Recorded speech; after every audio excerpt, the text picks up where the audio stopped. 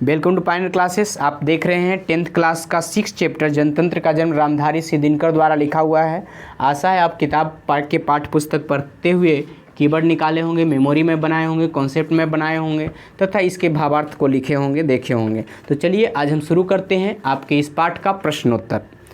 तो आपका प्रश्न था इस पाठ में, कवि की दृष्टि में समय के रथ का घर घर नाद क्या है, स्पष्ट करें। तो आप उत्तर लिखेंगे, राष्ट्रकवि दिनकर यहाँ आधुनिक भारत में जनतंत्र के उदय का जयघोष इस कविता में करते हैं।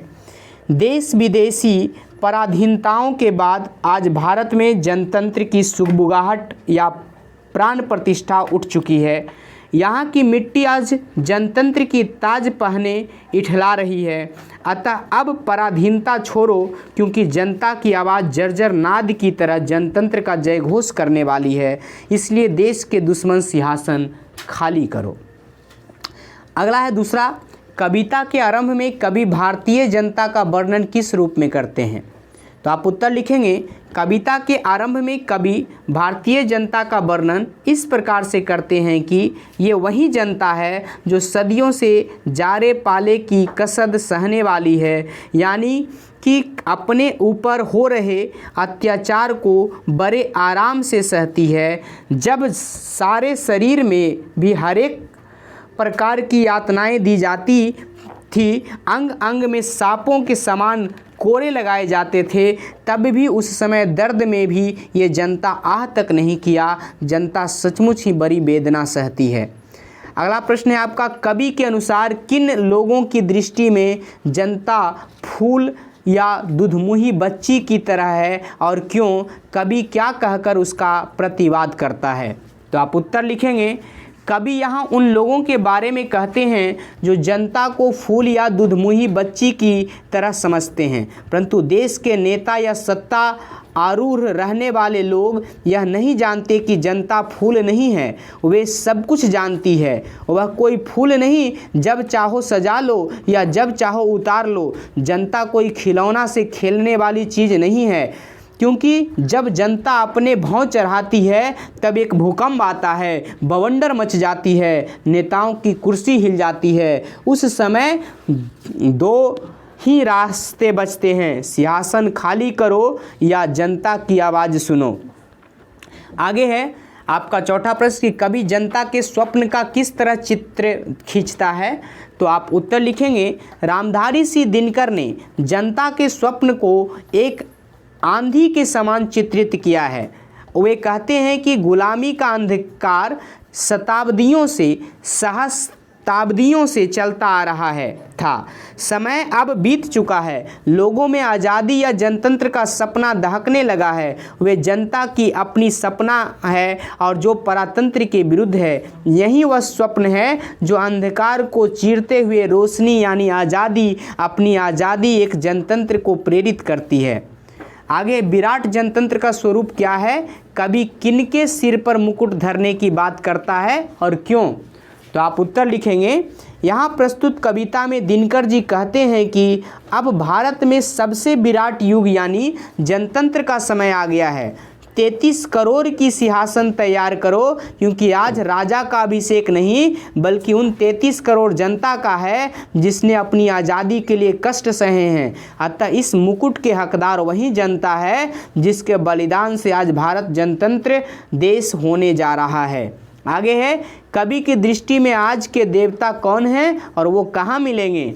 तो आप उत्तर लिखेंगे, कवि की दृष्टि में आज के देवता जनता है। वे न तो मंदिरों में मिलेंगे, न राजा घरों में और न ही तहखानों में। जनता देवता तो खेतों में, खलिहानों में मिलेंगे, जो अपने फावरे और हल की बदौलत जनतंत्र या आधार आज रखने जा रहे हैं। आगे है, कविता का मूल भाव क्या है, संक्षेप में स्पष्ट करें। तो आप उत्तर लिखेंगे, राष्ट्रकवि दिनकर की प्रस्तुत कविता में आधुनिक भारत में जनतंत्र के उदय का जयघोष है। यहाँ जनतंत्र के ऐतिहासिक और राजनीतिक अभिप्रायों को उजागर करते हुए दिनकर जी एक नवीन भारत का शिलान्यास करते हैं, जिसमें जनता सिंहासन पर आरूढ़ होने को है। अतः यहाँ प्रत्येक पंक्ति में जनता के बलिदान एवं त्याग को दर्शाता है, वहीं दूसरी ओर जनता को मूर्ख एवं दुधमुही बच्चा समझने वाले राजनायक को सावधान करते हैं कि जनता भी अब जाग चुकी है, उसे अच्छे बुरे की पहचान है, अतः वैसे राजनायक सिंहासन छोड़ दें जो जनता को मूर्ख समझती है। आज की जनता जब अपनी शक्ति को पहचानती है तब किसी भी राजा का सिंहासन हिल उठता है। आज ये जनता एक से शासन का निर्माण करने जा रही है जिसमें इसके सपने शामिल हैं। ये जनता आज समय में एक देवता के रूप में है जो मंदिर एवं तहखानों में नहीं मिल सकते। ये जनता खेतों में खलिहानों में मिल सकते हैं। इनके हल और फावरे मिट्टी को भी सोना बना सकती है। अतः इस प्रकार से दिनकर जी ने जनता को देवता के रूप में प्रदर्शित किया है जो किसी तंत्र को विफल कर सकती है। जनतंत्र की सबसे बड़ा तंत्र होता है, इसलिए जनता को समझना एवं आदर करना अति आवश्यक है। आगे आपका व्याख्या करना। सदियों की ठंडी बुझी राख सुगबुगा उठी, मिट्टी सोने का ताज पहन इठलाती है। तो आप व्याख्या क्या कीजिएगा।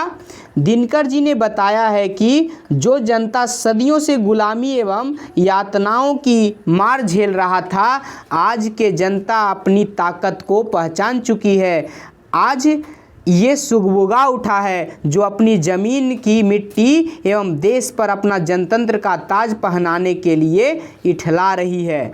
आगे है, हुंकारों से महलों की नींव उखड़ जाती है, सांसों के बल से ताज हवा में उड़ता है। जनता की रोके राह समय में ताब कहाँ, वह जिधर चाहती काल उधर ही मुड़ता है। तो आप इसकी व्याख्या करेंगे कि प्रस्तुत पंक्ति में दिनकर जी ने कहा कि जब जनता जागती है तब राजनयिकों के नींद उड़ जाते हैं, उनके सत्ते उखड़ जाते हैं, उनके शक्ति से महलों की शक्ति भी छीन हो जाती है और उड़ जाती है। जनता किसी के रुकने से नहीं रुकता, इसे समय भी नहीं रोक सकता। जनता जिधर चाहती है उधर जाती है, उसके अनुसार काल भी चलता है। अतः यहाँ जनता की शक्ति के रूप में दिनकर जी ने दिखाए हैं। आगे भाषा की बात। निम्नलिखित शब्दों के पर्यायवाची लिखें। तो सदी को हम शताब्दी या ईस्वी कहते हैं। राख को अंश या मलिन कहते हैं।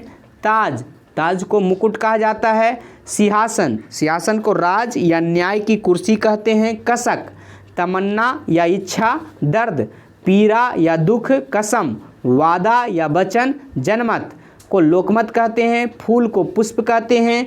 भूडोल का मतलब भूकंप। भूकृत का मतलब भौएं।